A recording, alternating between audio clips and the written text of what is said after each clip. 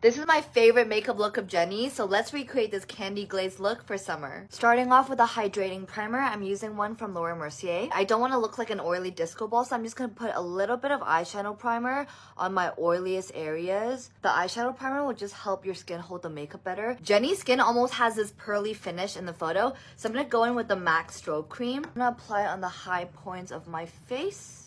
Okay, yeah, this is the finish we want. We don't want to cover up the skin too much, so I'm going to go in with the Chanel Water Fresh tint for that fresh, wet look.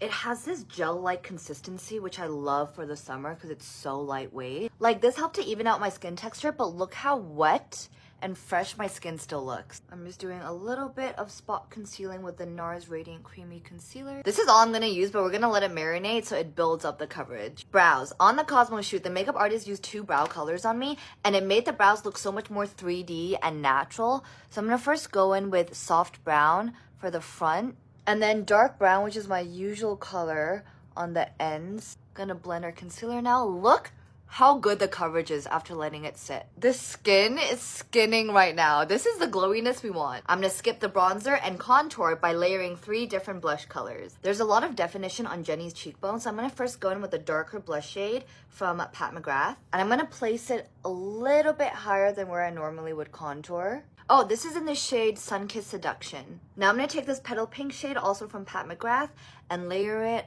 above our previous blush color. I love these blushes because they're so balmy and dewy. How pretty! And then I'm actually going to bring the blush into my under eyes. And then to bring the high points of the cheeks back, I'm gonna go in with a little bit of a coral nudish blush.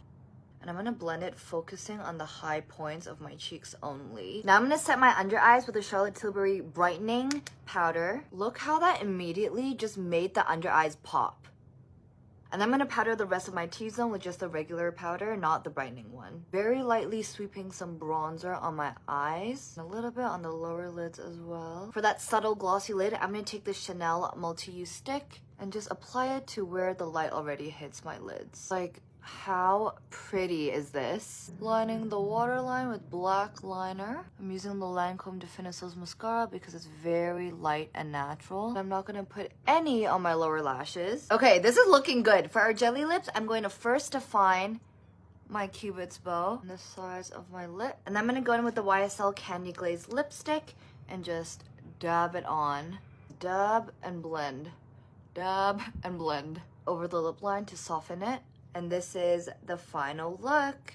This skin is everything.